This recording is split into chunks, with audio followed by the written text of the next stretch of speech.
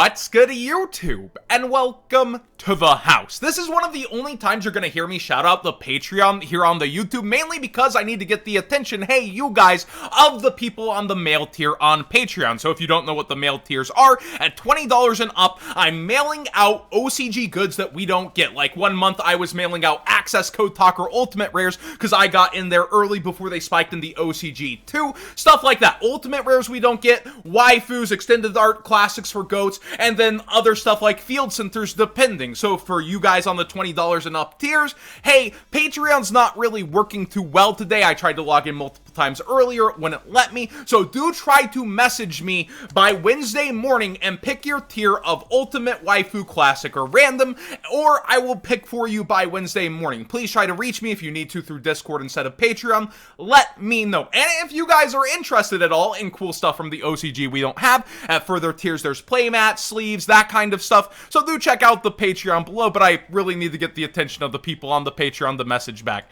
That being said, let's get into today's Market Watch, starting with, oh my god, United we stand, it's like a prize card, this is crazy price, oh, I've got to get mine now, it's gonna be a collectible for the ages, a sign of the times we got through this again.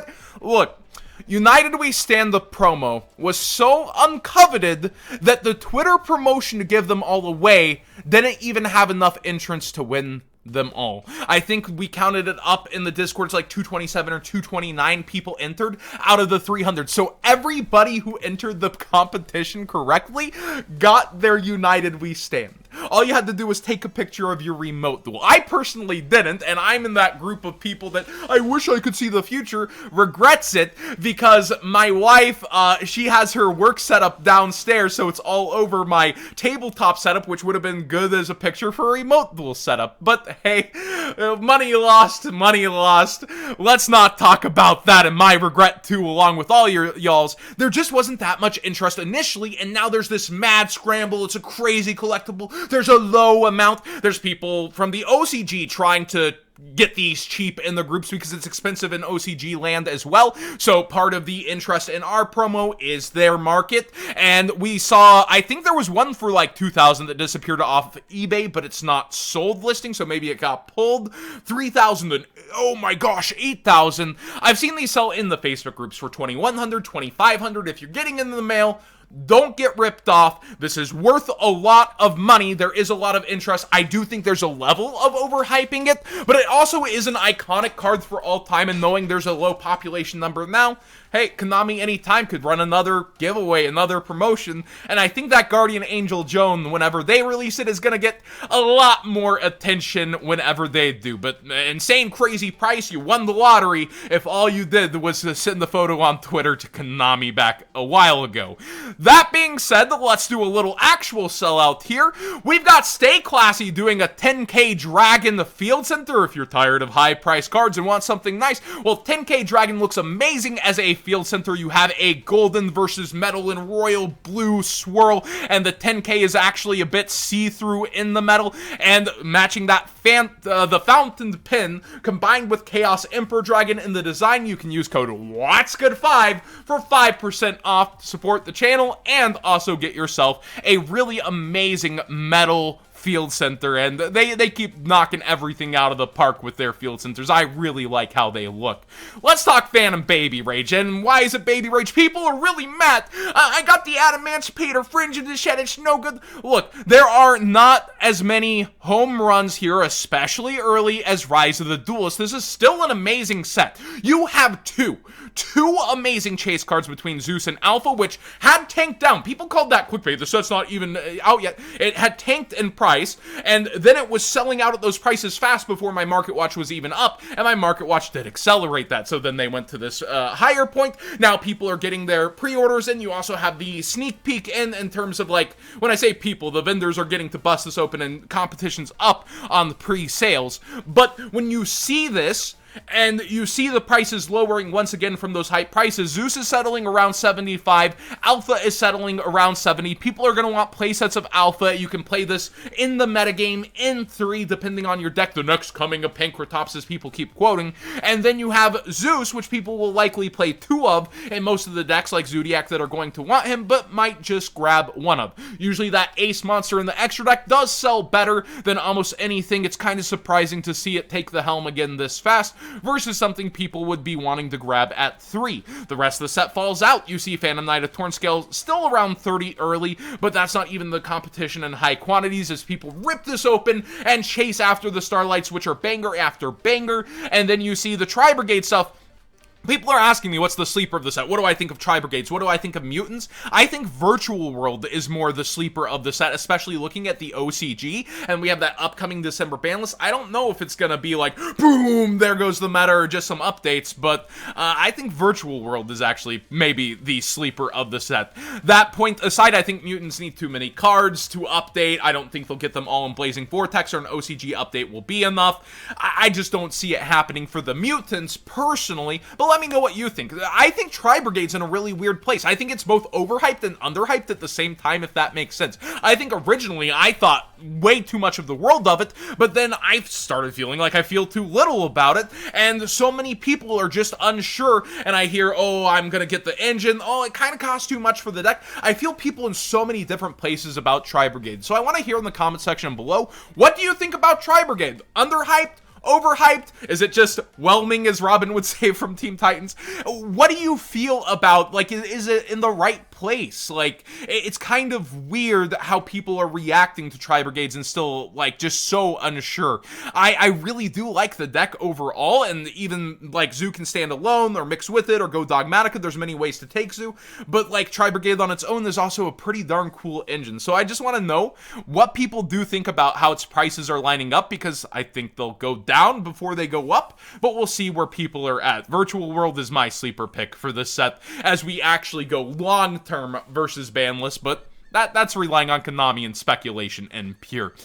Let's talk Droll and Lockbird in Gold Series and what's happening. Ultimate Droll and Lockbird has surpassed 100, but you have a competitor in the Gold Series version, which kind of looks a little like Ultimates, but not everybody loves Gold, with an alternate art. I think the top heavy highest rarity is usually safe. I don't think the Gold Rare should affect it too much, and I don't think that conversation goes that way, but almost every Droll has been up in price because it's been getting used in the meta, so hopefully, even though Gold Rares, like the vendors are spending basically $2 a piece, as I talked about yesterday. Check that conversation if you haven't already. It's a very important conversation on Gold Series. Even if vendors are spending like $2 a maximum Gold Rare, I do think the population of Droll versus the other competitive cards in there should help its price whittle down maybe just a little for the rest of the versions, especially the holofoil competitors. It'll be interesting to see where Gold Rare Droll goes, though. Do you guys think the Gold Rare will be considered higher rarity than the Super and Ultra, or do you think it will mix in between these? I personally think it might end up higher rarity long term. Also, speaking of Gold Series giving reprints to other things, and Dolces get a lot of reprints, and my Discord noticed, I do conversations in the Discord Market Watch section, Discord noticed that we have these slowly creeping and rising. Magellan's now about 2 solid, where not too long ago it was 1. You can still get a couple dollar ones of buying from top-rated sellers and finding other things from them, but you can't get them outright, and then they quickly jump to 2, even if you are shopping those top-rated sellers, and you still can't get the free shipping. So it looks like Magellan's been going up, but also Angeli, the secret rare. I told you guys to get these long ago. They're starting to slowly, you can still get a couple of them together, slowly head towards that $2 range as well. So it's getting solider for the Madolces as people can complete their cores from Gold Series. Might as well go grab the rest while they're cheap, right? More and more people are going to think that way. The cores are going to disappear from the market a bit. Invocation is also a bit of a subject matter because you have stuff for this engine also in Gold Series more readily available, and it's actually in the metagame with Dogmatica invoked. Last I remember, this was down to 22, and now it seems 25-ish solid for the secret rare out of Battles of Legend. Remember, the Battles of Legend secret is preferred because if you're shopping online and you get EU versions of Fusion Enforcers, they're kind of warped, aren't they? today. And then there's the super rare, which is lagging behind as the most budget option, but not by much. It's unlikely we see an invocation reprint. It looks like the other support pieces are what's going to be in there, and with other people having pieces of it, they might finally get around to getting that engine. I might get this sooner than later, of course, using that TCG player link in the description down below, costing you nothing extra to support the channel directly for the cards you'd already be buying. Speaking of what people bought, Zodiac Whiptail disappeared from the $50 to $59 range, and its market price has even bumped up for that, and is now towards $70. I told you guys that the last buyout seemed more solid than ever, but there was like a $55 copy here, stuff like that. Those are gone, and I don't think they're just pulled, and now we see a lot of people lining up in the 60s towards 70s range, high 60s. So Whiptail definitely getting a lot more looks as people prepare for Zodiac. Will it be rogue for us? Will it be meta? I think it's a really good deck, and we're gonna see again. December is coming, winter is coming, but December and a ban list will be coming, and with that speculation, extra money into the market and hype, this was a very big boy buyout for people to go after pieces like this when it sat at $13 for ages. Let's talk Starlight rares real quick in a general conversation around the Charmers, because I found this interesting in live stream. When Area and an USA are the ones that we have actual trends from, and then we have Hida joining, and people were asking, should I wait to get Hida? Should I pick it up? I think the battle for Hida is going to be faster than a lot of Starlights, and I'm going to say why, even though Starlights are cooling off. Wynn had her point where she got bought out to 1,000 and has fallen out a little as one of the most popular Charmers. But the Water Charmer's also one of the most popular, and she's been sitting around 370, 380. Let's see what she's actually at for her lowest right now. Yeah, around 380 and quickly towards 400, with a lot of people lined up at the $400 mark. And then you have a USA, who you could get cheaper for a while, I believe in the 200s, and now you see the market price, and she's going above market price because she was the last one to grab, like in terms of underestimated. I'll get her later. Oh, the water one's here. Okay, I guess. Like that kind of stuff. Like they see that Hida's here, the set's going to complete. She's actually spiked above market price. I think with this, Hida is the last one for people to complete their sets. So everybody invested in these is going to be thinking, okay, when it hits this price, I'll get it. When it hits that, it's going to hit multiple levels of that, and then maybe go up, maybe stabilize, but as the last one, there's way more eyes on it, way more interest in it, and it might be a bit of a ride that you didn't expect, even with the estimated value pulled of Starlights like Zeus, like our Alpha, coming out of Phantom Rage. Hida is going to have a lot of heat coming forward, so make your game plan. Know your price. Of course, use that TCG player link to support the channel, but seriously, know where you're going to go after Hida if you've been in this chase, if you've been trying and waiting for this collection, especially with the Charmer structure deck, you know, coming to also get people hyped about that. The money's gonna move, and the question more so is where and how with that Charmer.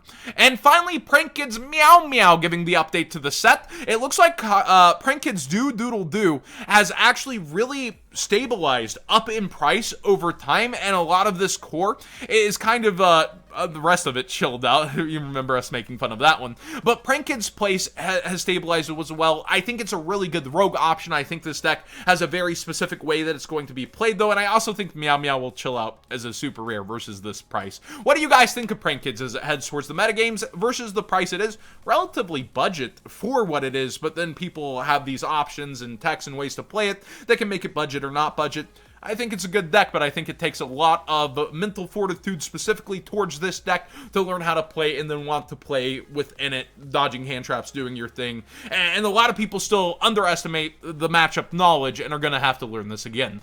Thanks for watching today's Market Watch. Please subscribe if you haven't already. Give this video a thumbs up if you enjoyed some of these more generalized conversations, as well as look around the markets, penny stonks, things that are moving. And thank you to the Discord as well for participating. One more reminder, not to overplug the Patreon, but if you are on the Patreon, please check your messages before Wednesday and try to log in if you can. And if you can't, try to hit me up on Discord about your role.